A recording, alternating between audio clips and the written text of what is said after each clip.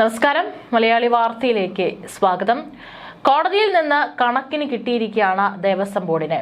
Devaswom board ഇത്രയും വർഷങ്ങളായിട്ട് ചെയ്തു വരുന്ന ഓരോ കാര്യങ്ങളിലും കൃത്യമായിട്ട് കോടതി ചോദ്യങ്ങൾ ഉന്നയിച്ചു. പലതിനും ഉത്തരമില്ലാതെ നിൽക്കുന്ന ദേവസ്വം ബോർഡിനെയാണ് കാണാൻ സാധിച്ചത്. കഴിഞ്ഞ ദിവസം കോടതി ചോദിച്ചിരിക്കുന്നത് ലഭിക്കുന്നത് ആരുടെ പണമാണെന്ന് അറിയാമെന്നാണ്. അതായത് ശബരിമലയിൽ വരുന്ന പണം അത് ആരുടെയാണ്? ജനങ്ങളുടെ പണമെന്ന് ദേവസ്വം ഡെപ്യൂട്ടി കമ്മീഷണർ മറുപടി നൽകി. ദൈവത്തിന്റെ പേരിലാണ് തരുന്നതെന്നും അതിന് ഭഗവാനോടെങ്കിലും കടപ്പാട് കാണിക്കൂ എന്നാണ് കോടതി ചോദിച്ചിരിക്കുന്നത്. തിരുവിതാംകൂർ ദേവസ്വം ബോർഡിന്റെ കുത്തഴിഞ്ഞ പോക്കിലാണ് ഹൈക്കോടതി ഇത്തരത്തിൽ കടുത്ത അതൃപ്തിയും അമ്പരപ്പും പ്രകടിപ്പിച്ചിരിക്കുന്നത്. നിലയ്ക്കലിൽ സ്വാമി അയ്യപ്പന്റെ പേരിലുള്ള പെട്രോൾ പമ്പിൽ പോലും 40 ലക്ഷത്തിന്റെ ക്രമക്കേട്. രേഖകൾ കൈമാറാത്തതിനാൽ ഒരു സാമ്പത്തിക വർഷത്തെ ഓഡിറ്റ് 5 കൊല്ലം നീളുന്നു. ആരോട് പറയാൻ? നിലയ്ക്കൽ പമ്പിന്റെ കളക്ഷനിലെ കുറവ്, ഓഡിറ്റ് തടസ്സം കാരണം റിട്ടയർഡ് ഉദ്യോഗസ്ഥന് പെൻഷൻ മുടങ്ങൽ എന്നിവയുമായി ബന്ധപ്പെട്ട ഹർജികൾ പരിഗണിക്കുകയായിരുന്നു ജസ്റ്റിസുമാരായ വി രാജ, വിജയരാഘവൻ, KV ജയകുമാർ എന്നിവരുൾപ്പെട്ട ദേവസ്വം ബോർഡ് ബെഞ്ച്. ബോർഡിന്റെ കണക്കുകളിൽ സുതാര്യത ഉറപ്പാക്കണം. ഇതിന് സമഗ്ര അന്വേഷണം വേണം. ഇതിന് സമഗ്ര ഡിജിറ്റലൈസേഷൻ വേണം. ടെക്നിക്കൽ കമ്മിറ്റി ഉടൻ ചേരണം. സുതാര്യ സോഫ്റ്റ്വെയർ സജ്ജമാക്കി 1 മാസത്തിനകം അറിയിക്കണം.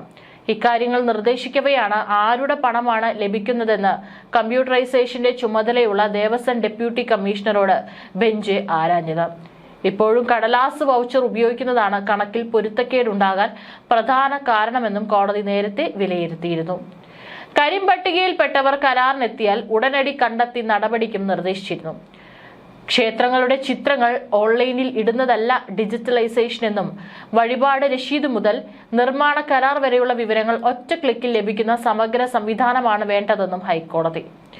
തിരുവിതാംകൂർ ദേവസ്വം ബോർഡിന് കീഴിലുള്ള ടെക്നിക്കൽ കമ്മിറ്റി യോഗം ചേർന്ന് ഇത്തരം വിവരങ്ങളെല്ലാം ഉൾക്കൊള്ളിക്കാൻ കഴിയുന്ന സമഗ്ര സോഫ്റ്റ്വെയർ വികസിപ്പിക്കുന്നതിനുള്ള തീരുമാനം 1 മാസത്തിനുള്ളിൽ അറിയിക്കണമെന്നും ജസ്റ്റിസ് വി രാജ, വിജയരാഘവനും ജസ്റ്റിസ് KV ജയകുമാറും അടങ്ങിയ ദേവസ്വം ബോർഡ് ബെഞ്ച് ഉത്തരവിട്ടു.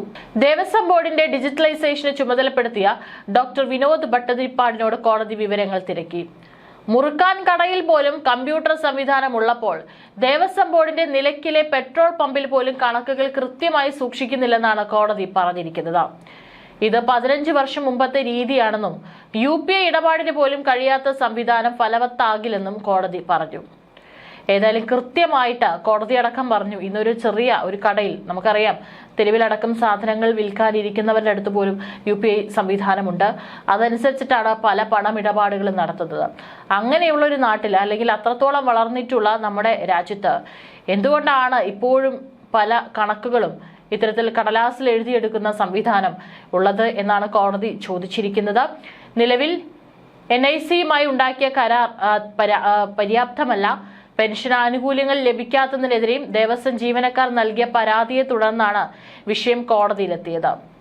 വാർഷിക ഓഡിറ്റിംഗ് 5 വർഷം വരെ നീളുന്നതിന്റെ കാരണം നേരിൽ ഹാജരായ ഓഡിറ്റ് വകുപ്പ് ഡയറക്ടർ വിശദീകരിച്ചു.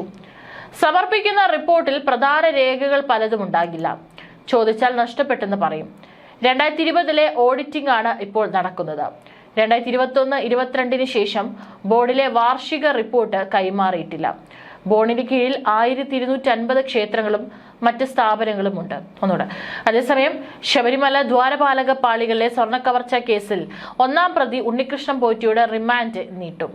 കൂടാതെ കട്ടിളപ്പാളിയിലെ സ്വർണം കവർന്ന കേസിൽ ഇന്ന് പോറ്റിയുടെ അറസ്റ്റ് രേഖപ്പെടുത്തും. ഇന്ന് വീഡിയോ കോൺഫറൻസിംഗിലൂടെയാകും കോടതി നടപടികൾക്ക് ഹാജരാകുക.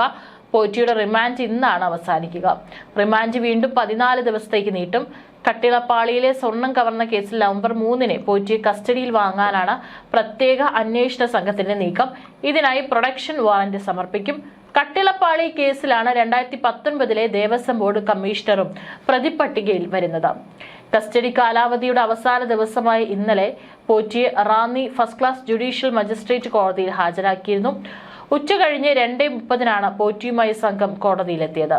2:52-ന് ഉച്ചകഴിഞ്ഞുള്ള ആദ്യ കേസ് ഇത് പരിഗണിച്ചു. തുറന്ന കോടതിയിലാണ് കേസ് പരിഗണിച്ചത്. ഉണ്ണികൃഷ്ണൻ പോറ്റിക്ക് രോഗങ്ങളുണ്ടെന്നും ചികിത്സ ഉറപ്പാക്കണമെന്നും പ്രതിഭാഗം അഭിഭാഷകൻ വാദിച്ചു. ചികിത്സാ സൗകര്യങ്ങൾ ഉറപ്പാക്കണമെന്ന് കോടതി അന്വേഷണ സംഘത്തോട് നിർദ്ദേശിച്ചു. 3:10-ന് നടപടി പൂർത്തിയാക്കി 3:15 പോറ്റിയുമായി SIT മടങ്ങി. ദ്വാരപാലക ശില്പത്തിലെ സ്വർണം കവർന്ന കേസിലെ കസ്റ്റഡി കാലാവധി ഇന്ന് അവസാനിക്കുന്ന മുരാരി ബാബുവിനെയും ഇന്ന് റാന്നി കോടതിയിൽ ഹാജരാക്കും. തൊണ്ടിയായി പിടിച്ചെടുത്ത ആഭരണങ്ങളും പണവും അന്വേഷണ സംഘം കോടതിയിൽ ഹാജരാക്കി. എന്നാൽ കോടതി സമയം കഴിഞ്ഞെന്നും അളവും മൂല്യവും കണക്കാക്കാൻ സമയമില്ലെന്നും കാട്ടി ഇത് SITക്ക് മടക്കി നൽകി. ഈ തൊണ്ടി മുതൽ ഇന്ന് ഹാജരാക്കും. ഇത് പോറ്റിയുടെ ബാംഗ്ലൂരിലുള്ള ഫ്ളാറ്റിൽ നിന്ന് പിടിച്ചെടുത്തതാണെന്നും കരുതുന്നു. ഇതിൽ മുത്തുമാലകളടക്കം ഉൾപ്പെടുന്നുണ്ടെന്നാണ് സൂചന. നേരത്തെ ബെല്ലാരിയിൽ നിന്ന് പിടിച്ചെടുത്ത സ്വർണ്ണക്കട്ടികൾ ഉൾപ്പെടെ 602 ഗ്രാം സ്വർണം ഹാജരാക്കിയ സമയത്തും പണം ഹാജരാക്കിയെന്നാണ് സൂചന. കട്ടിളപ്പാളിയുടെ അന്വേഷണത്തിലേക്ക് കേസ് കടക്കുമ്പോൾ അത് ബോർഡിന്റെ ഉന്നതരിലേക്ക് എത്തുമോ എന്ന കാര്യം നിർണായകമാണ്. ദേവസ്വം ബോർഡ് മുൻ കമ്മീഷണർ 3-ാം പ്രതിയും ദേവസ്വം ബോർഡ് 8-ാം പ്രതിയുമാണ് ഈ കേസിൽ. 2019 മാർച്ചിൽ ഉണ്ണികൃഷ്ണൻ പോറ്റി ശബരിമലയിലേക്ക് സ്വർണം പൊതിഞ്ഞ വാതിൽ സമർപ്പിച്ചിരുന്നു. ഇതിനുശേഷം 2019 മെയിലാണ് കട്ടിളപ്പാളികളിൽ സ്വർണം പൂശാൻ പോറ്റിയുടെ കൈവശം നൽകിയത്. ഇതിൽ അന്നത്തെ ദേവസ്വം ബോർഡ് അംഗങ്ങളുടെയും കമ്മീഷണറുടെയും മൊഴി എടുക്കേണ്ടി വരും. അങ്ങനെ വന്നാൽ അത് സംസ്ഥാന സർക്കാരിനെ കൂടുതൽ പ്രതിരോധത്തിലാക്കും. കൂടാതെ ശബരിമല മേൽശാന്തിമാർക്ക് നേരിട്ട് സഹായികളെ നൽകാനുള്ള നീക്കവുമായി തിരുവിതാംകൂർ ദേവസ്വം ബോർഡുമുണ്ട്. ഇവർക്ക് പോലീസ് വെരിഫിക്കേഷൻ നിർബന്ധമാക്കുകയും ചെയ്യുമെന്ന് Devaswom board president PS Prasanth അറിയിച്ചു. ദേവസ്വം ബോർഡിന് കീഴിലുള്ള ക്ഷേത്രങ്ങളിലെ മേൽശാന്തിമാരെയാണ് ഇതിനായി പരിഗണിക്കുന്നത്. എന്നാൽ എപ്പോൾ മുതൽ ഇത് നടപ്പാക്കുമെന്ന് വ്യക്തമല്ല. വരുന്ന മണ്ഡലകാലത്ത് തന്നെ സഹായികളെ നൽകിയേക്കുമെന്നാണ് റിപ്പോർട്ടുകൾ സൂചിപ്പിക്കുന്നത്.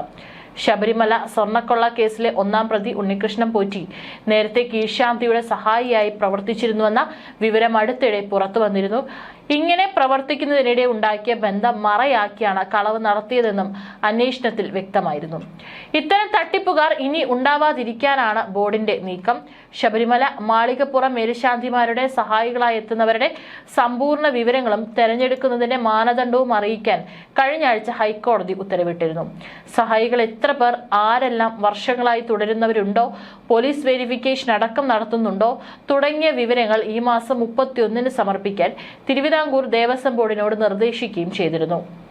ബോർഡിന് നിലവിൽ ഇതിനെക്കുറിച്ച് വ്യക്തമായ ധാരണയില്ലെന്നും ജസ്റ്റിസ് V രാജ വിജയരാഘവൻ, ജസ്റ്റിസ് KV ജയകുമാർ എന്നിവർ ഉൾപ്പെട്ട ദേവസ്വം ബെഞ്ച് വാദത്തിനിടെ പരാമർശിച്ചിരുന്നു.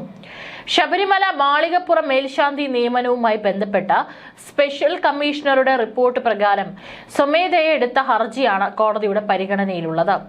മേൽശാന്തി നിയമന നടപടികൾ സുതാര്യതയോടെ പൂർത്തിയാക്കിയതായി ദേവസ്വം അഭിഭാഷകൻ അറിയിച്ചപ്പോഴാണ് കോടതി സഹായികളെക്കുറിച്ചുള്ള ചോദ്യം ഉന്നയിച്ചത്.